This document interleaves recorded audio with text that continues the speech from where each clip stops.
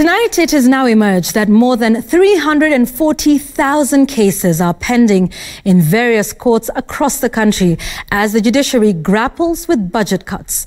During the launch of the State of the Judiciary report, Chief Justice David Maraga warned that the backlog of cases was piling, imploring President Uhuru Kenyatta to intervene.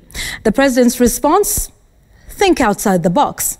Chemtai Goin has the details.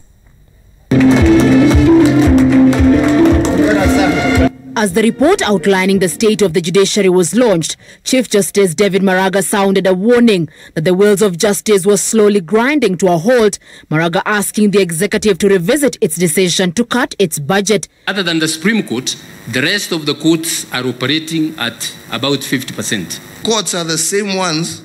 When we propose certain tax measures, you are the first ones to say injunction. Hiyo isikuja. Sasa pesa hii itatoka wapi? Alafu, the same mouth, nataka pesa. Sasa itatoka wapi jameni? Wewe umefunga, alafu unasema unataka. With President Kenyatta having declined to approve 41 judges approved by the Judicial Service Commission after raising integrity issues, Maraga says this has resulted in a backlog of cases.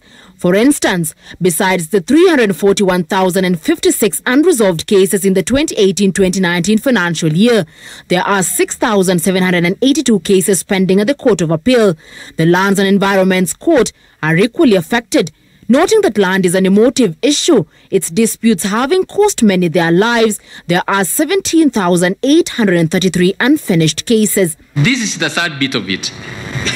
The judges in Nairobi are not able to give a date for hearing of any case this year.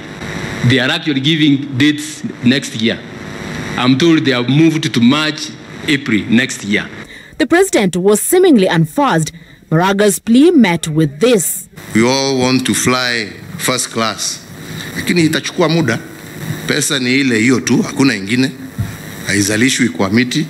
The Kitale Court, which Chief Justice David Maraga implored the president to visit, paints the picture of the crisis. What was once a magistrate's office now turned into a courtroom, residents waiting their turn along the corridors. What was their waiting room also turned into a courtroom. They are now sitting under this tree waiting for justice.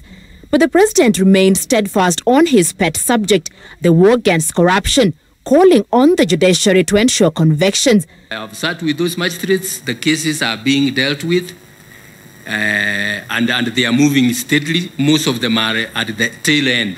Maraga also conceding that the Akasha case, which for years failed to take off in Kenya and successfully tried in the United States in under 1 year, was egg on the face for all. An underfunded judiciary at a time when the war against corruption has been intensified defeats the cause, and with the promise that 2020 will be the year of convictions, Maraga says if nothing is done, then Kenyans will have to wait a lot longer to get justice and to see those that have dipped their hands in the cookie jar pay the price. Chemtai Goin, Citizen TV, at the Supreme Court building, Nairobi.